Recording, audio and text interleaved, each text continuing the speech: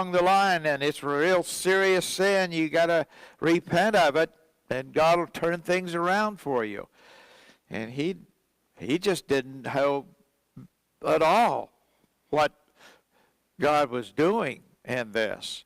And so he has been attacked by his three friends, and none of them, including Job, had no idea what went on behind the scenes. And this is the reason why God has given us this book. Because all of us in life have problems and difficulties that come into our lives, and we say, why me? Why now? Why this? Why did God let this happen? And we can't come up with any ideas on it. We can guess this or guess that, but it just somehow doesn't satisfy us. But this book of Job shows us that God, he permitted the devil to do some very bad things to Job. Because the devil said to God, Job doesn't love you. Job doesn't care a thing about you whatsoever.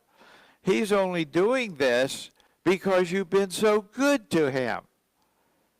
Take these things away, and he will curse you to your face. And so God, knowing everything, knows what the end's going to be to begin with, and he also, being all-powerful, knows how to make it work. And so that brought about all the bad things happening to Job. Had nothing to do with Job's righteousness or unrighteousness. He was already declared righteous by God, more so than any other individual there in the East. He was the most righteous man there. Not perfect, and Job recognized that. Very much he recognized that he wasn't perfect. And particularly as these good friends keep hammering on him, he realizes, yeah, I'm not perfect yet. So can it be that this is why God has brought this upon me? It just doesn't seem to balance out right this way. So he's struggling with this.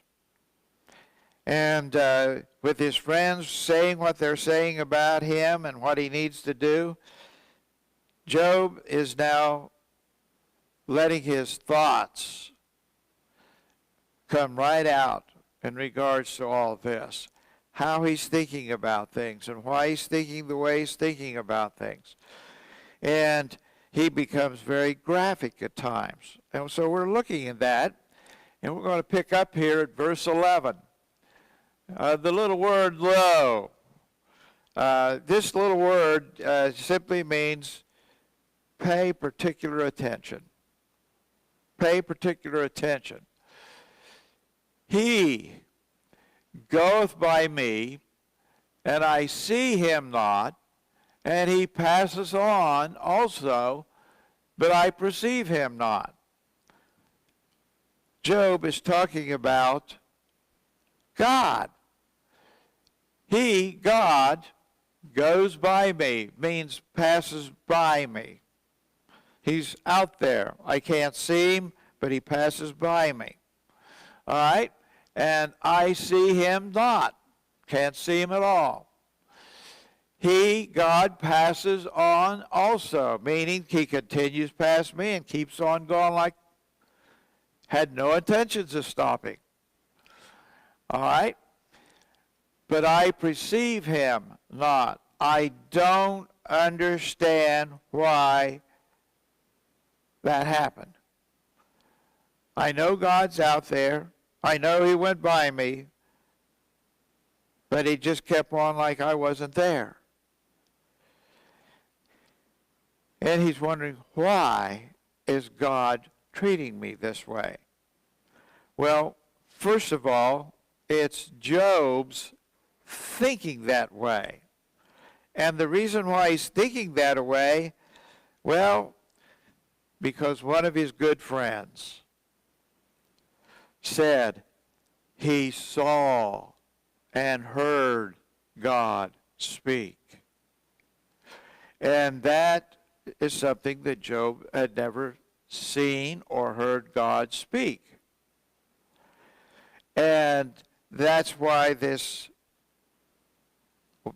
friend, quote unquote, they got together, the three of them got together before they came, and they decided that we got to help Job out by getting him to confess his sins and get right with God, and everything's going to be fine. But there was no sin to get right with God. It was the devil that had challenged God in regards to the loyalty of Job. And so God, knowing that Job would continue to be loyal to him, he permitted these things to happen. Now, there's times that you and I come across situations and circumstances that we don't understand. Why did God let this happen? Why on this occasion? Why this way? And why did this happen? And then something else immediately follows. And then something else immediately follows. We can guess and speculate all we want. But the thing that God wants us to know and learn the most is putting our trust in Him absolutely. God has promised to take care of us. God has a great plan for us eternally. And in this world, He's told us, plain out. Jesus said it. In this world, you're going to have tribulation. Tribulation is, well, what happened to Job? That was tribulation. He lost his wealth because it was stolen from him. He lost his family because of a storm, a windstorm. And so it was. And we need to realize that there are things in this world that are tribulation. It's part of the curse of sin in this world. It comes to all of us, and we as Christians are not immune to tribulation. This breaks down. This doesn't work. This person gets sick. This person dies. All these things. In this world you will have tribulation, Jesus said. And then He gave us these words. But be of good cheer. I, Jesus, have overcome the world. That simply means that He is beyond the world doing that which He cannot do anything about or He has no control over, and that ultimately everything is going to turn out perfect for the believers. Not in this life, but in the eternal state. This is a sin-cursed world. This world is doomed. The universe is doomed. And there's going to be a whole new universe, a whole new earth, and everything's going to be perfect, including us. Everyone and everything is going to be perfect. God's people. And that's the issue that is before us all, being God's people. The vast majority of people in the world today want nothing to do with God. They made that very clear. He goes on, Job does, in verse 12, Behold, He, God, taketh away. Who can hinder Him? Meaning, who can slow Him down, stop Him from doing all this stuff? See, you've got to remember, Job does not know what you and I know. Because that didn't come about till after the New Testament was written. Wow. Who can hinder, that is, stop God from taking things away? Who will say unto him, what doest thou? He says, who can stop God from letting these bad things happen? Who can go up to God and say, why are you doing this? Well, when things have gone wrong in our lives, sometimes we've asked ourselves, why, God, are you letting this happen? But as far as going up and challenging him down, saying, you've got to give me an explanation for why you're doing this, and it better be a good one. That's the attitude that is being portrayed here by Job, and in regards to this, he don't know why it's going on. Yeah, it was hundreds of years later that Jesus said, in the world you'll have tribulation, but be of good cheer, I've overcome the world. Jesus also taught that you're going to be, as a believer in him, persecuted by the world for your faith. If you're living a godly life, you can expect it. It's going to happen. And it'll come usually from sources you had no idea and thought would never come from that. And yet it does. And we need to realize, and that's where this, with happening with Job, ultimately turns out well. And we're going to see that. And we need to realize that as bad as things are for us at times, this is all temporary. It's all temporarily. When you and I leave this world, what do we take with us? Nothing. You can't take your body with you. You can't take anything else. It all stays here. It don't make any difference how big your banking account is or how much in debt you are.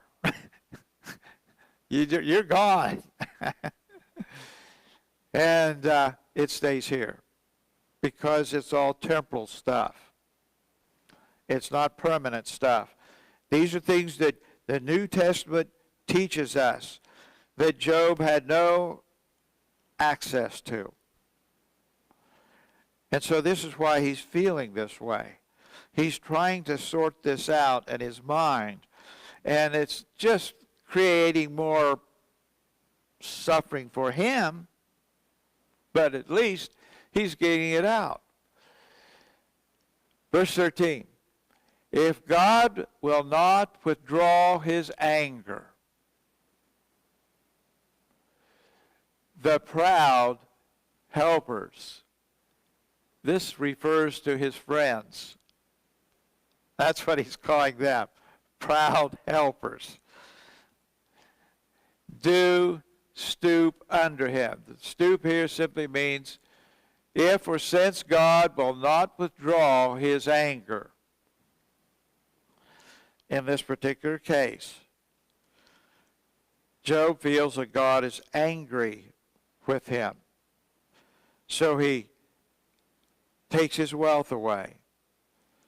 He takes his servants away. He takes his children away. He takes his house away. He takes his health away. And Job was barely alive when he's saying this and writing this. Barely alive. And so,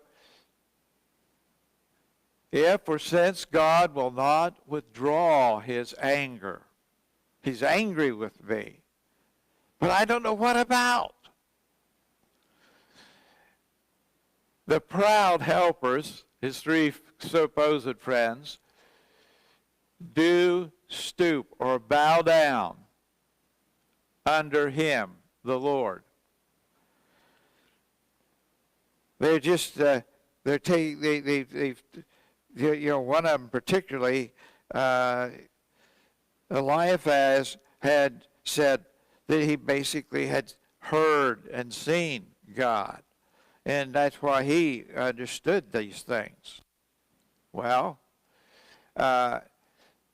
Job has had none of those type of experiences. And quite frankly, none of us have had those either. And the reality is, his helpers were just talking. It's so easy to draw conclusions and then say, God led me to do this, or God told me this, or that sort of thing. And that's not the case at all.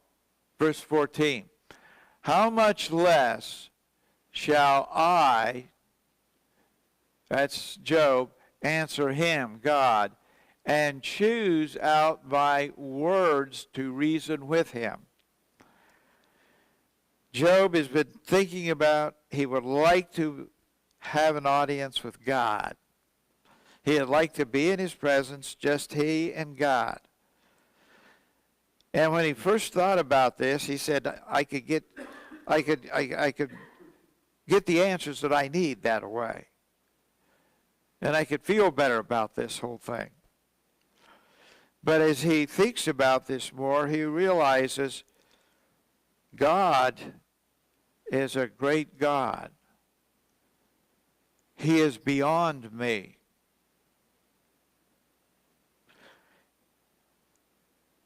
They all knew that the true and the living God was eternal.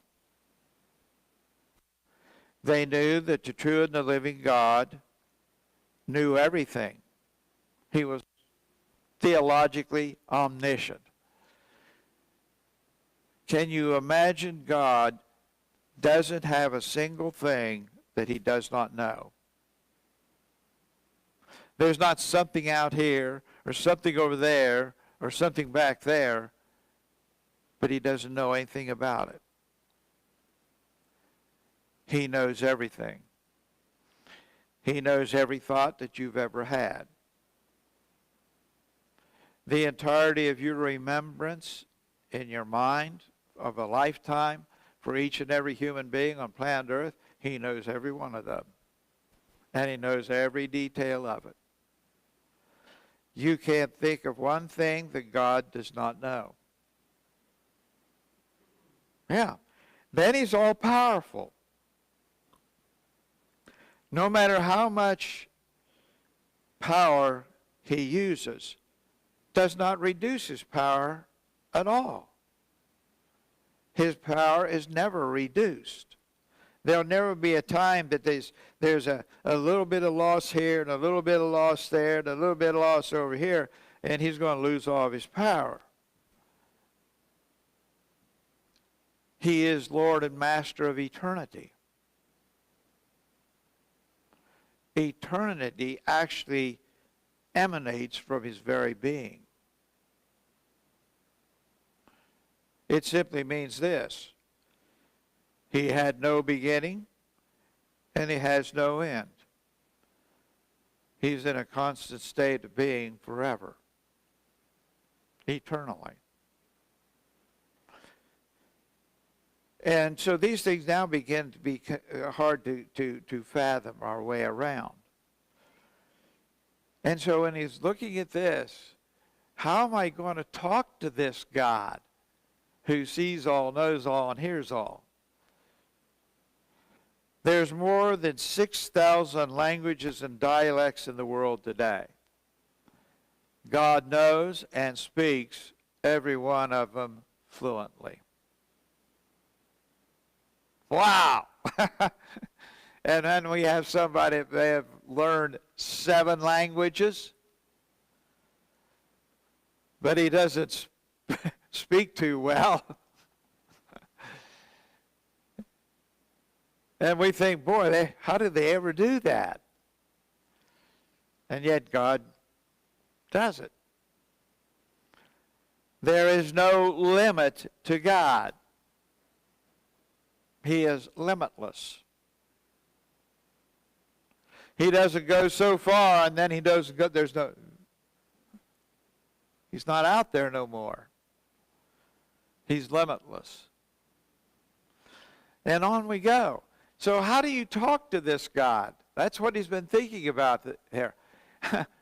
And Job's thinking, I'm going to go in there, and he's already knows everything I'm going to say, and he knows the answers to everything.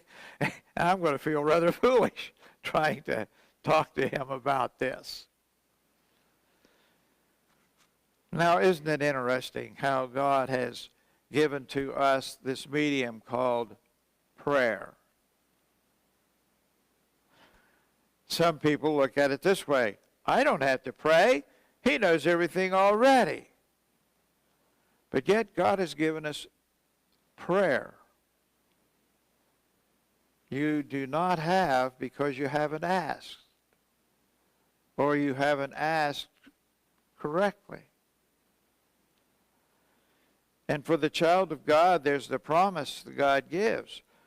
Whatsoever you ask under my authority, the King James puts it this way, whatsoever you ask in my name, literally under the authority of Jesus, that I will do.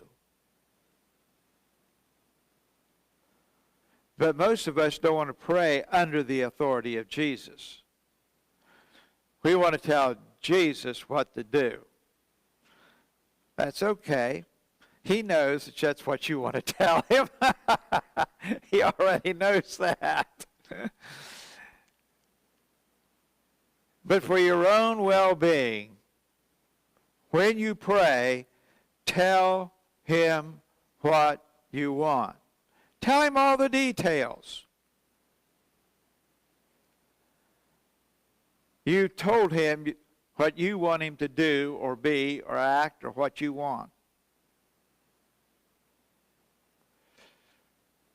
Now, don't treat him like a genie in a bottle. Now, give it all back to him. This is what I want. This, and this. But I want your will to be done. Period. You'll be amazed if you start keeping records of what God is doing. But Job didn't have the New Testament. Jesus hadn't walked on planet Earth yet. And so he has none of this, but he's rationalizing in his mind. You and I who live in this world of miserable trouble are much more blessed because we know the answers that God has given. There is nothing going to happen in this world that God doesn't know. He's not going to wake up one morning, that's a nice sleep. Oh dear, I wonder what happened on planet Earth. No, he doesn't need that. He knows all about it. The victory for the believer is guaranteed. There may be things that you're going to go through that are trials in this life. What they can do is neutralize your faith if it is not placed properly in Jesus, or it can build your faith. And so the next time something comes along that's really harder than the last time, you're prepared for it. And you don't feel like, hey, we've lost the ball game. No. We got a hiccup here, but that's it. But God's still in control. So, verse 15. whom though I, literally, he's saying, I were righteous. Now, he makes that statement because that's what God said. Said it twice. Job is the most righteous man in the East. Did God make a mistake? No. But Job knows that that's what God had said. Well, yet would I not answer, but I would make supplication to my judge. God is his judge.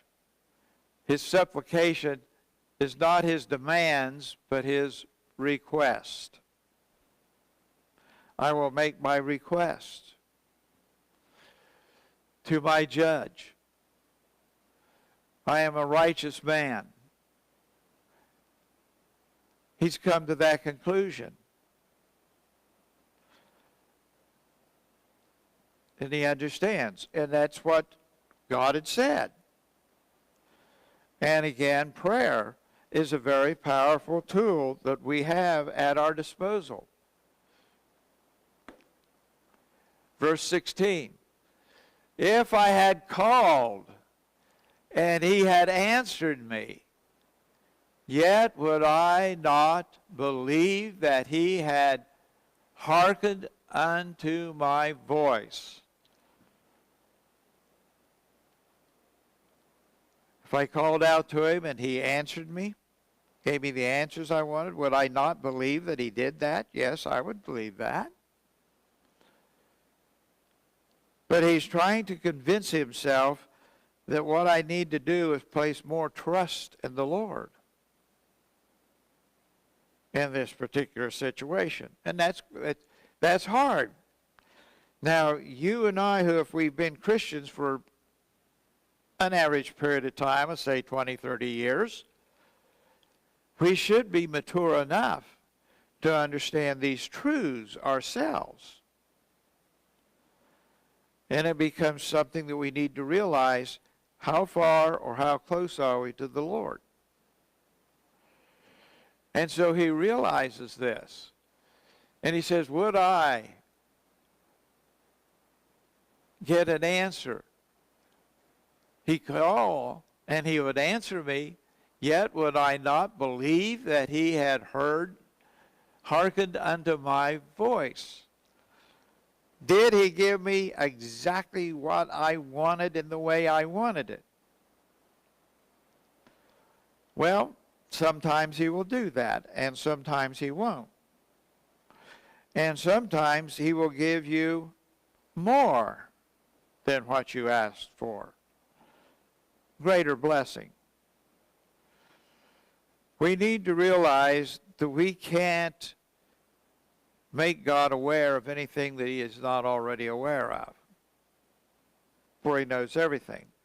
But he wants us to share our heart and soul with him, not for his benefit, for ours. Don't keep it inside you. That is harmful to you. Job is trying to get all these thoughts out. The Lord already knows before he ever wrote any of this down what his thoughts were and what those thoughts would be. And Job, couldn't do anything more than what he actually knew. God, on the other hand, knows it all already. But whenever we're talking to God, we're getting it out to him. It's a good benefit for us. It's taking it out of our own heart and leaving it with him. Putting our trust and our confidence and our adherence and our commitment to him in regards to these things. And say, what happens when the great tragedies that he had happened to him? Well, God is bigger than the tragedy. All of them. And the devil was instructed because the devil wanted to take Job's life.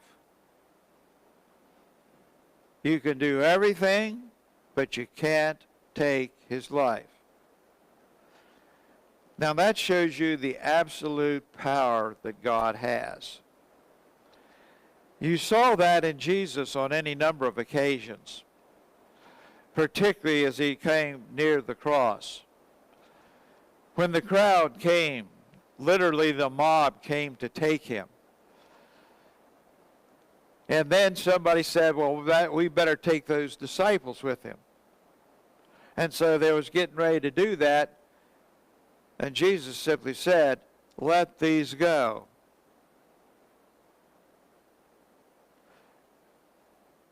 And they couldn't take him. They couldn't take him. This enormous crowd could not take him.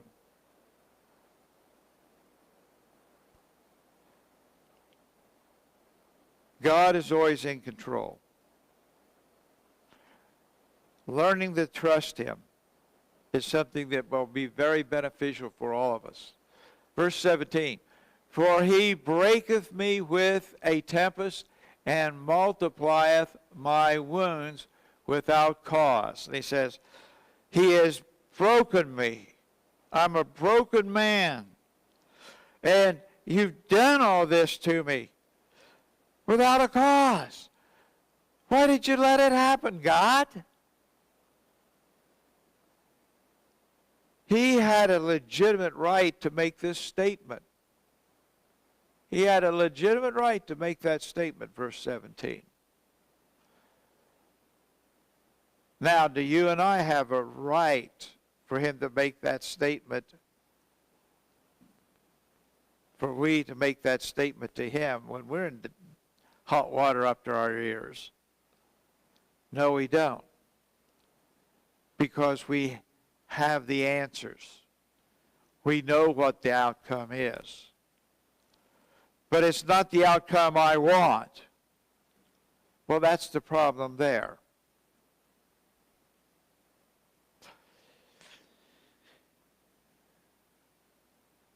My mother was a very godly woman. She was very committed to the Lord. And I remember as a child coming in from play in the summer months in the afternoon and find my mother sitting in a rocking chair in conversation with Jesus. And I came in and there's nobody in the room that I could see, but she's talking to Jesus. And I noticed that I was the subject of that conversation.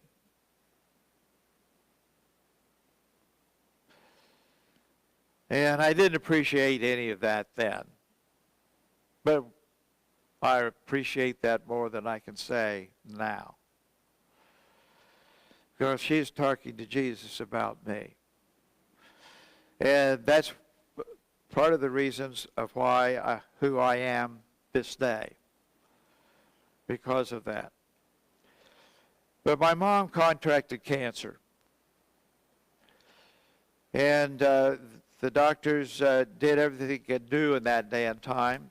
The way they treated breast cancer at that time was radical mastectomy, a removal of all the lymph nodes around and near the breast. And then they said, if in 5 years the cancer doesn't come back, we'll consider her cured. Well, almost 5 years to the day, the cancer came back with a vengeance. I have never seen anybody suffer physically like she did. She was on morphine, and it was doing very little. And the doctor said, that's all we got. Today we got all kinds of painkillers out there now. But that was all they had in that day. And it just wasn't doing the job. And in the will and plan of God, he took her home. I lost my mother. My father lost his wife. And that was devastating.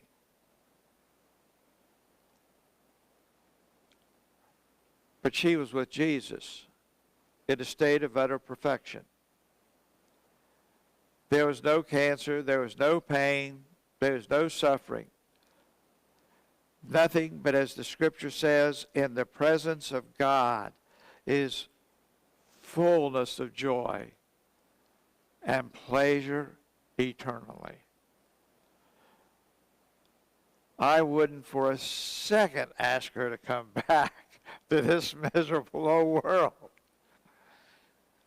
Yeah, I'm going to join her someday. We who believe need to get our thoughts straight when it comes to these things. Well, our time is gone. We'll have to pick up here the next time we meet.